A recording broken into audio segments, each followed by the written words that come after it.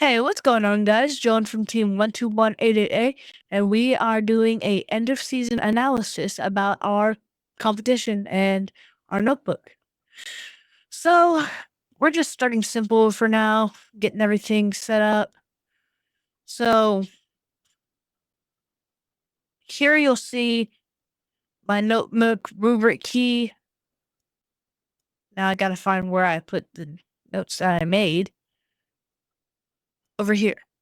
So, you can see that we talked earlier today. We put in this little notes section. We dragged it over there in this box. So, uh, the top one is what we did right, and the bottom one is what we can improve. So, top the top one talks about how we identified our struggles, how we moved past them, and described how we moved past them in detail, such as in slide 7, talking about we remembered we're supposed to use angle gussets instead of the plate gussets. I really need to fix that. Uh,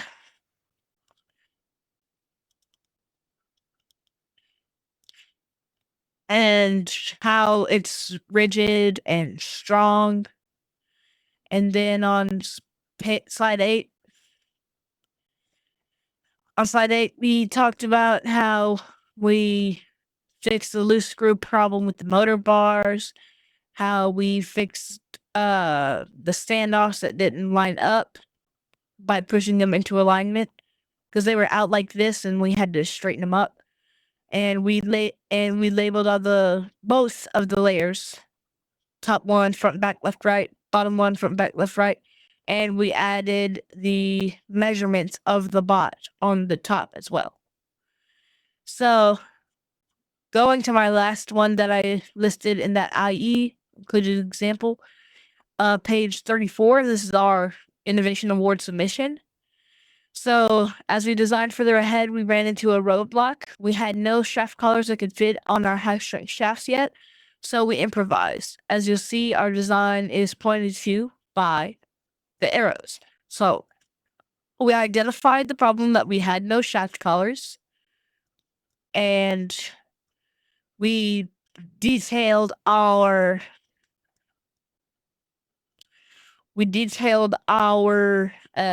engine our sorry, our design. So we have a nylock caps, plate, or not plate, strap nylocks, so that we can keep it in nice and tight. We mainly use the caps nuts for spacing because we had a couple spacing issues, but that was resolved. And now I'm going to start a new notes about our brainstorm, diagram, and prototyping. All right, so let's go ahead and make a text box, probably about that big, and make it a bulleted list. All right, so what did we do right with this? Well, if you look here, we didn't go into much detail about how we built it, but we did explain how we built it, just not in full detail. So, like, on page 7, oh wait, forgot to do the parts that we can improve on for this one. Let's just go over here. All right, so we could have gone more in depth with other descriptions about how we identified and moved past the problem, like in slides 7 and 8, because it's good. It's just not the best. See, as a team, we strive to make it happen. We strive for the best. We want to have the best notebook, the best robot, the best everything. We want to be the shining city on a hill of robotics. And so far, we're just trying to make this work. because it should work, but we still have to make more in-depth descriptions. All right, so now starting with my brainstorming diagram, what did we do right? Well, we explained how we design robot code.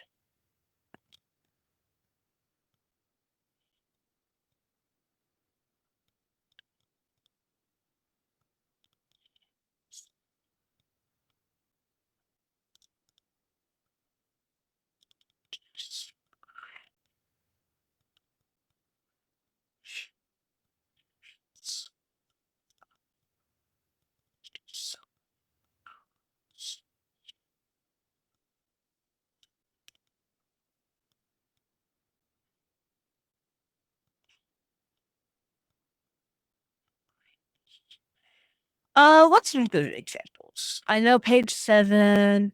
Well, page 7 isn't a good example. Like page 16. No, that's just. I don't know why blank pages keep popping up in here. Uh, like page 18, 19. Uh, especially page 22. Because with this prototype code and also our prototyping of AI vision sensor. So 18, 19, 22, and 23.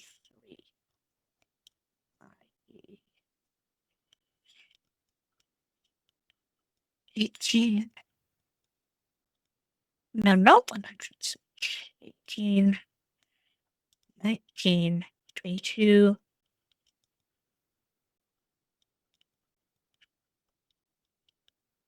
And 23. So, what could we have done better? Well,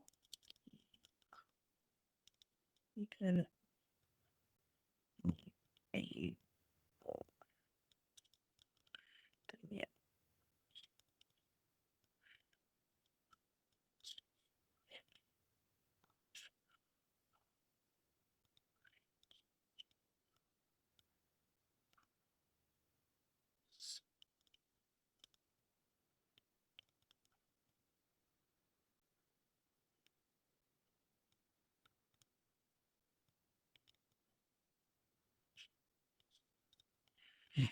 So we could have made a more in-depth description of our brainstorming process, and how we did it, i.e., page 7, because this not good, pretty harsh, pretty rough.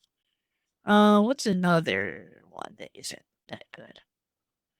I don't think we really have much. Uh, so yeah, I think it's really just page 7 that's an issue on, or whenever it comes to the green section. Then again, I'm probably gonna go in and fix this up later, but this is just for now. So now I need to go in and make spell corrections. Design. That. Wait, can you put in depth together? Because like it's saying whenever I put INDEPTH no spaces, it's saying it's not right. Ah, that's what I'm doing.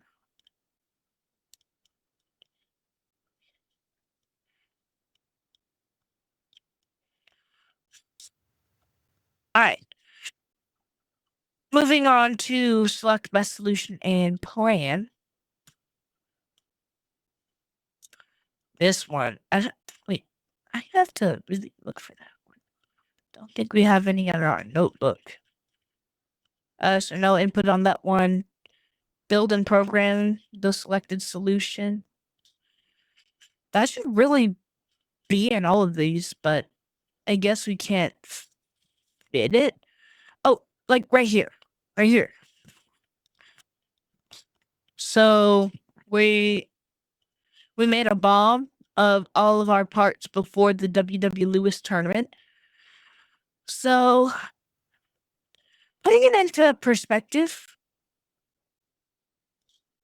this this part that we have right here, it's very good, and it even gives us a total build cost, as you'll see right here, of $1,904.43. But that's about it. So not really that many things I could improve with it other than putting more.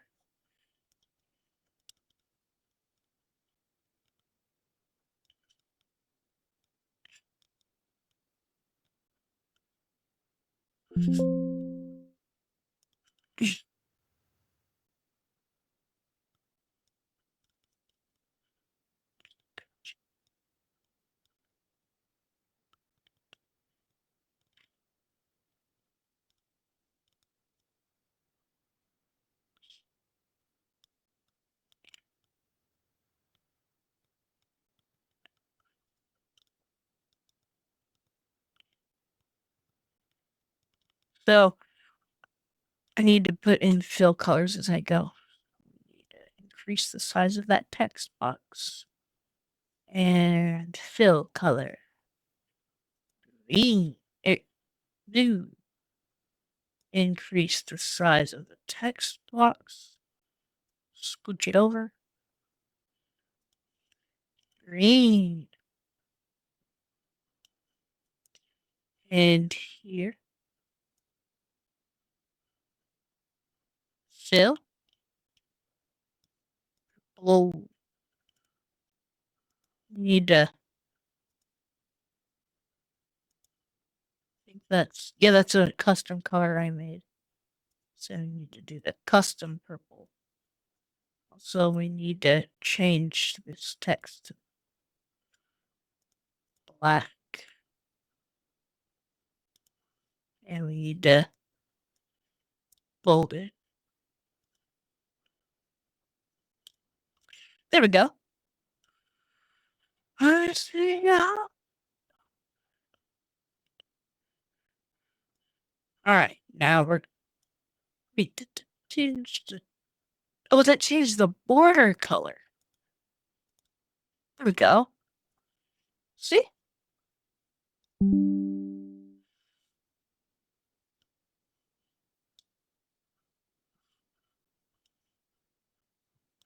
It's giving me a warning about high GPU load.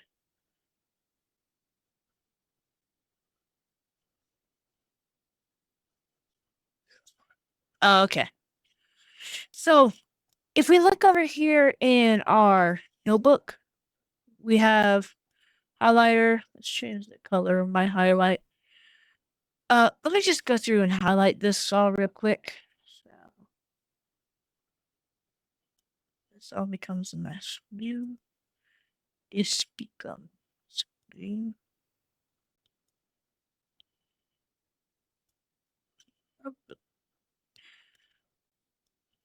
Uh, we're not really using that, so.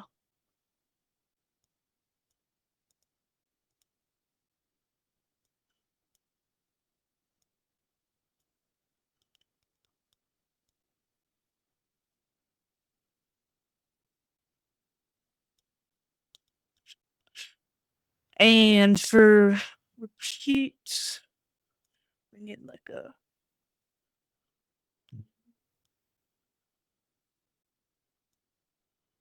spell C. Okay, like right here. Yes. All right, next. Independent inquiry. Probably the most important part of our notebook whenever it comes to code. What's next? Usability and completeness.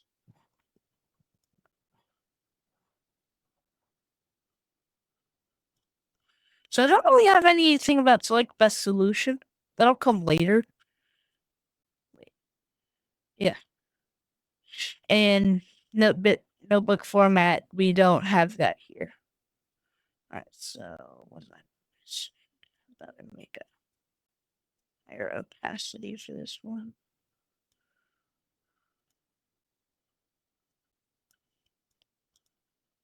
Yeah. All right. Well, that's actually perfect. So, looking over here, uh,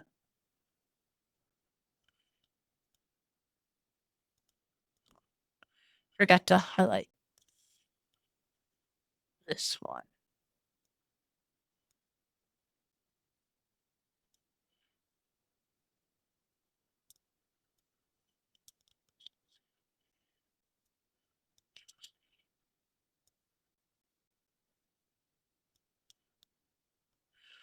All right.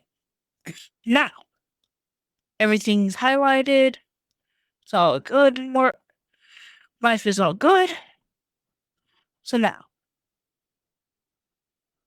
as you can tell over here, we have most of our highlights over here, except that one, because obvious. But so we take all this, and we can convert this into an understandable diagram, as we have done over here. So what's the next one? Test. Okay.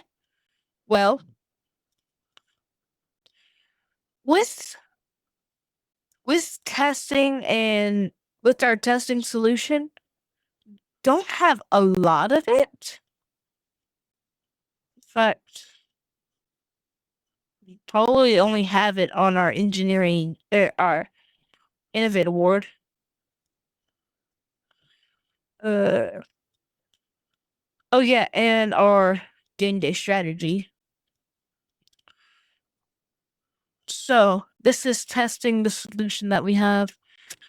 So this is basically talking about what we've done as of the strategy, or as of the Lewis tournament, because we did an edit on 131.25. Oh, I need to change the sporting. See, we're going through and finding.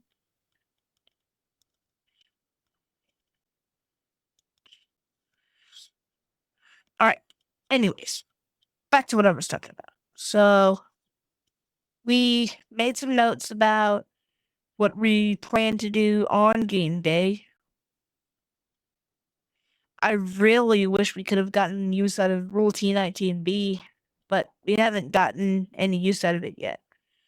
So, as you can see, in Rule T19B states, in an elimination match where no rings are scored, the side that has the most mobile goals wins. I can even pull up that ruling right now. Next.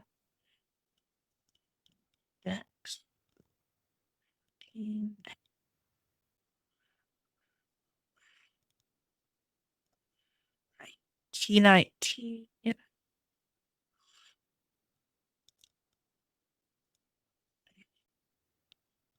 All right. Now let me find T19B.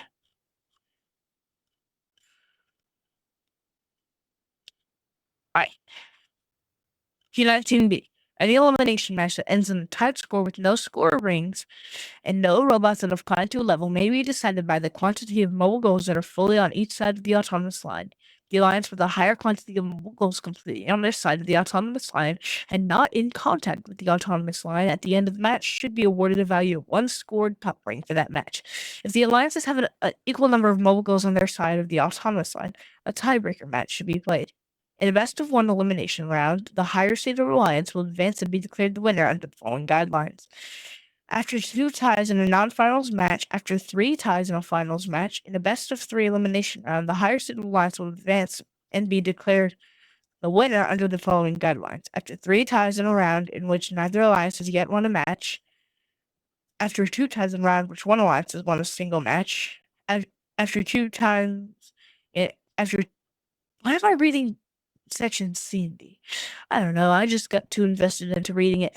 So, later in the year, I'm probably gonna do a game manual breakdown, just a short video about what I deem to be useful with my overall robotics.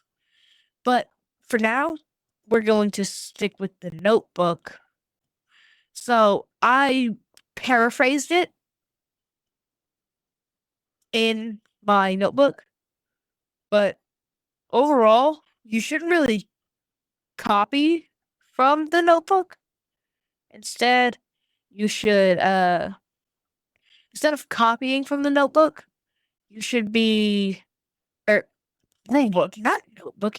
Instead of copying from the rulebook, just copy pasting, you should be paraphrasing the rules. Put them in a way that both the judges and the teammates can understand that isn't over complex. That's why I just put an elimination match where no rings are scored. The side that has the most mobile goals wins, because there's so much more that goes into it. But all we're really relying on is the ring part, because not a lot of teams have a climb yet. So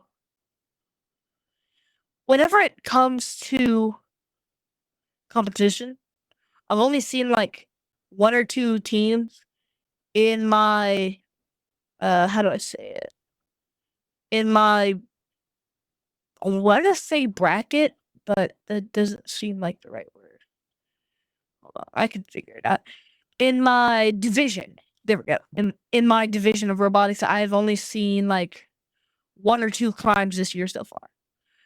Granted, if I make a state spot, I might see way more climbs. I might see like 5 in one match, or not one match, 5 in one day competition. I keep getting my words confused. Alright, so not sure what I really need to improve with it other than just adding more. Same thing with like purple. So I think I'll move on to repeat design process, which I don't have any in here. So I guess I'll move on to independent inquiry. I have 2 that use it. I have the prototype for our custom variable that isn't currently being used in the code, but we decided to keep it to show a possibility of what could have been. And the purple text box is how we got that idea for it from a person's on Vex forums. And same thing with our mechanism code. This is a simple mechanism drive code based off of code on Vex forums, simplistic and reliable.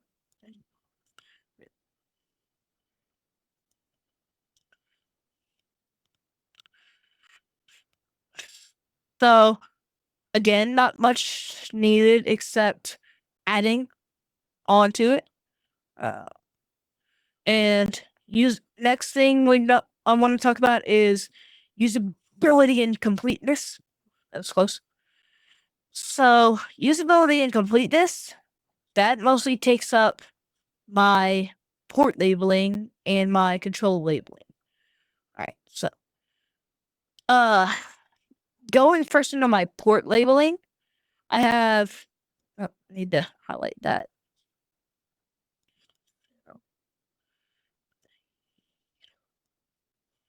Hello. Alright.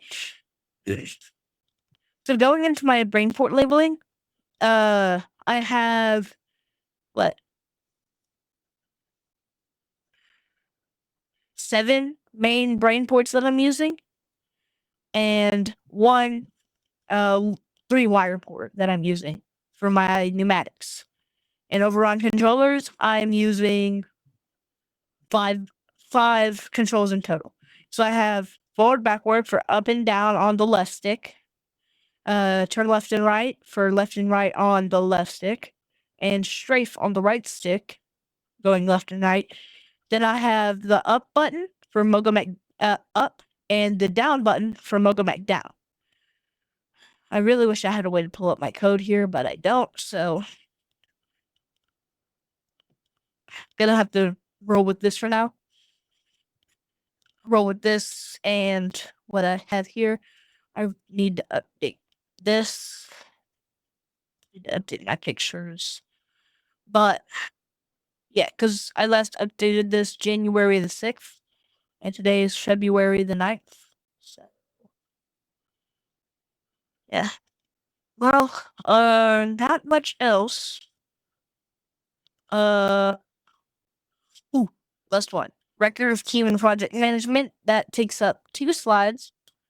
Well, really, what? 1, 2, 3, 4, 6 slides. But I just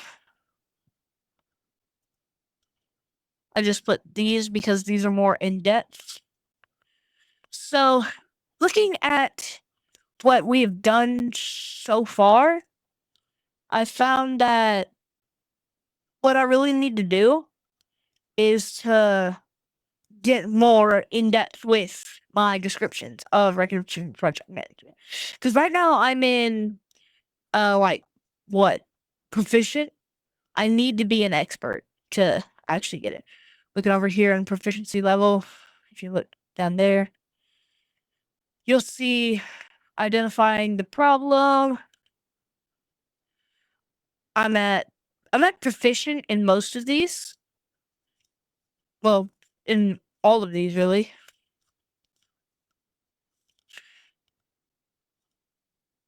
And I want to get an expert with all of them.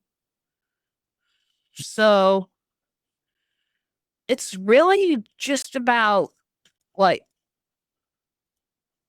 uh it's all about getting the right viewpoint of it and description of it. All right, everyone. There's just one last thing I would like to cover before I sign off. So this is my fundraising video. Not a lot of people have seen it, but it's on our YouTube channel. So if you want, just go to the Young Cajuns and look up 12188 a fundraising idea. Anyways, here's the video. Good morning. How y'all doing? My name is Jowan, and I am the team captain and leader of Team 12188A Robo Rogues out of Sulphur, Louisiana. So, you might be asking, what am I doing here? Well, I had a stroke of genius just the other day. You see, I was thinking of ways to fundraise. So I decided that I was going to. Well, the video explains it actually. Never mind. Fundraising is very hard around here. Yes, But it is. we don't have a recycling program. Okay. You know what I thought to do? Recycle. And you see, first I thought, you know what? Why don't I ask my neighbors to set aside their cans? Next thing I know, I was asking my school for their cans. So, I guess it's time to see what cans the school gave us.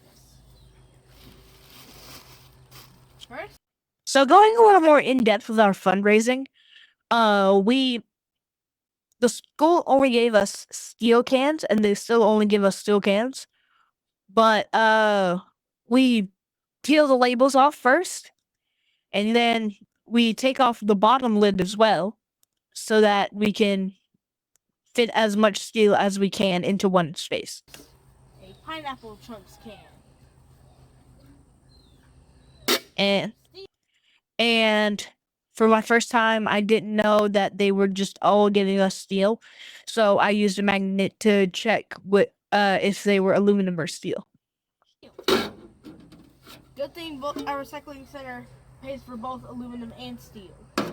Yes, it does. Although it pays less for steel because steel is heavier than aluminum. You get like what? $50 per 100 pounds of aluminum versus $9 for 100 pounds of steel. One, a salsa can. Also steel.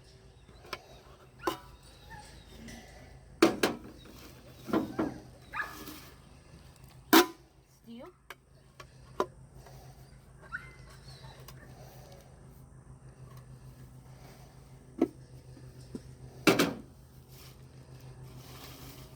This is the pineapple chunks. So we already know that's steel. Oh no. Steel. So this round, we got all steel cans. Yep, and that stayed true throughout all of our recycling. So that's 7 cans that we can recycle. And depending on how much they weigh, it determines how much money we'll get.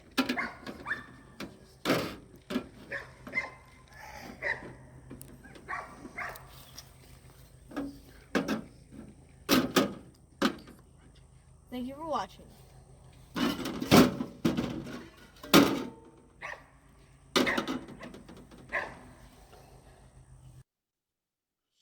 Yep. Just a little video detailing how we are recycling and getting more money to build our parts. Oh, I actually have it listed up there. So we're going to recycle cans from around our neighborhood and city to make money from the recycling station across the bridge in Lake Charles for money for parts. So for every 100 pounds of aluminum recycled, we get 51.74, and for every 100 pounds of steel recycled, we get 9.71. So yeah, that's about it. Thanks for watching. This was Jowan. 1218888. Robo Rogues signing off.